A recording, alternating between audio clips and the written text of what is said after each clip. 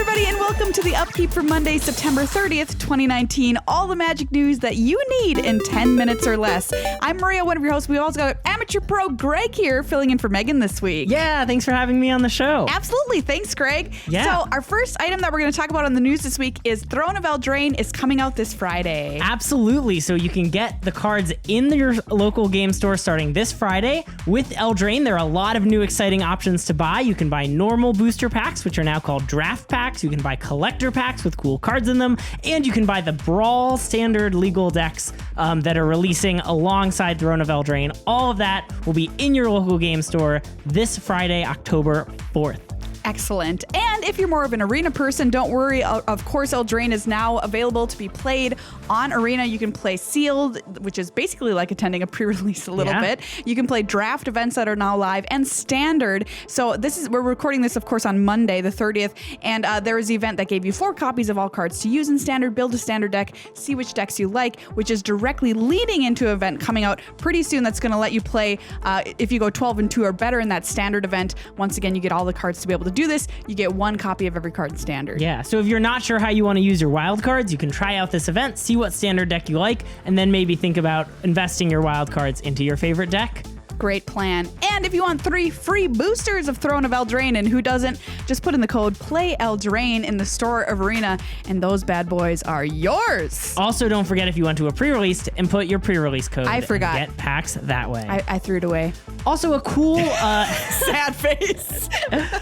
Also, a cool thing that is coming out if you are a listener in Japan, they are releasing special Standard Challenger decks, the Standard legal decks that you can play at a competitive level, but they're only releasing them in Japan. There's one that's a ramp deck with Nissa Who Shakes the World. There's one that's a Boros deck around the card Feather.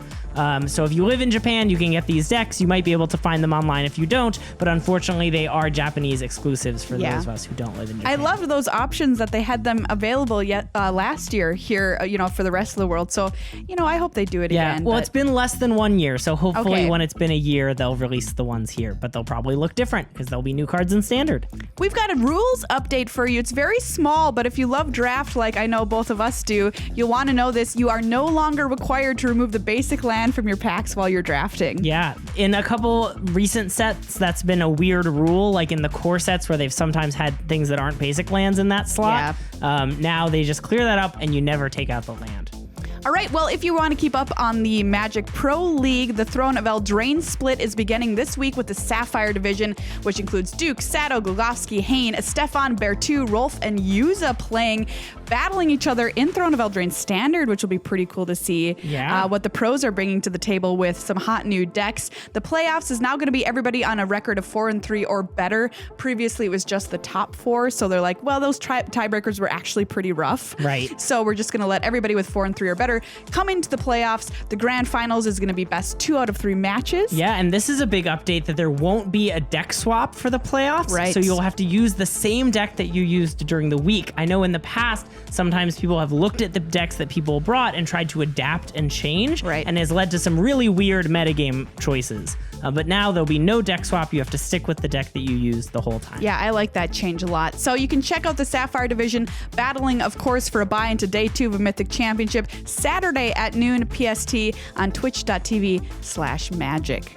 All right, speaking of the Magic Pro League 2020 changes to competitive and organized play in Magic, you can now check out the Challenger standing page at magic.gg, which gives an update on where you're at on Arena and paper Magic. Unfortunately, this is for people who are official challengers who have played in Arena MCQ, so people like me who have played in some competitive tournaments, maybe a Pro Tour, maybe a Grand Prix, maybe even just a local FNM. None of these results are going to show up on the Challenger page. But if some of your favorites have played in some Arena MCQs, you'll be able to see their results on these pages. Yeah, and there was a lot of feedback that people gave about organized play changes moving forward in 2020, and something that I think the majority of people wanted was a way to reward consistent finishes. in both arena and tabletop play. And Wizards is like, we hear you and we're working on some stuff. They now say that it is very likely that 4 slots at Mythic Championships will go to consistent performance on arena. Yeah, that's really exciting. Another thing that they're exploring is the idea of a fractional invite. So,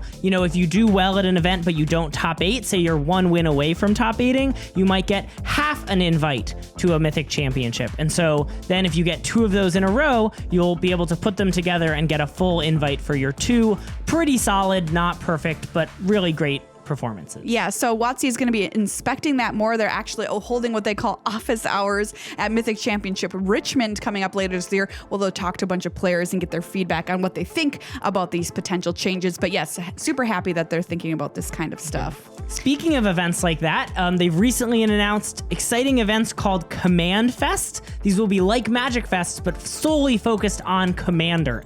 This is off of Magic Fest Las Vegas this summer, where they had a huge command zone, and it was incredibly popular. Tons of people playing Commander every day. And so if that sounds fun to you, the Command Fest, there's one in Washington, D.C. in December, and then there's one in November in Seattle, and also one in November in Chicago. Yes, collaboration between Wizards of the Coast, Channel Fireball, and Pastime Events. And yeah, they say it's going to be a weekend of everything Commander. So if you're a Commander person, this is probably right up your alley. Just go to an event that's basically sounds like kind of like a GP and sit down and play a lot of Magic. Yeah, sounds amazing.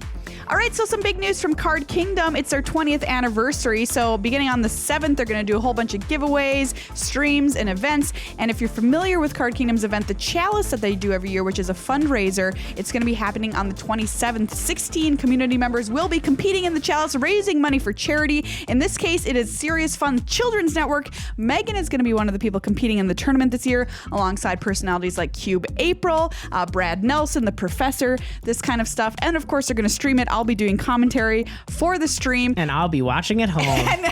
and Greg will be watching at home. Thank you, Greg.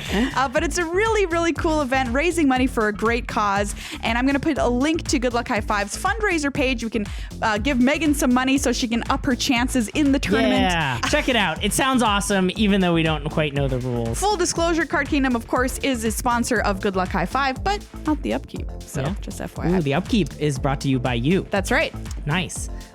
There are 2 new big arena tournaments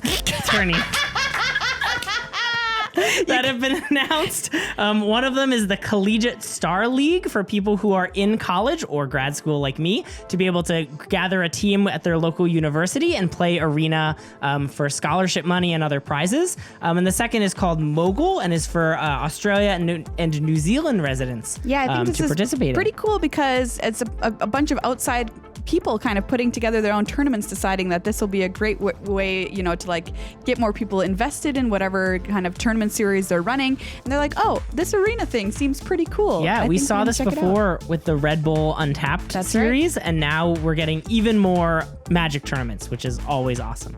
And finally, Operation Gratitude, Wizards of the Coast fundraiser, is going on right now. So you might remember their fundraiser for Pride earlier this year. This time they're raising money for Operation Gratitude, which sends care packages overseas and has community engagements for military and first responders, and does a lot of great stuff in the community. And this time it's not the rainbow logo with the Planeswalker. It's a Planeswalker logo on a bunch of camo stuff. So if that's up your alley, check it out. Raise money for a good cause. That sounds awesome. Well, thanks for having me on the show, Maria. Thanks for being here, Greg. Everyone, enjoy playing your Eldraine, and thanks for tuning into the Upkeep.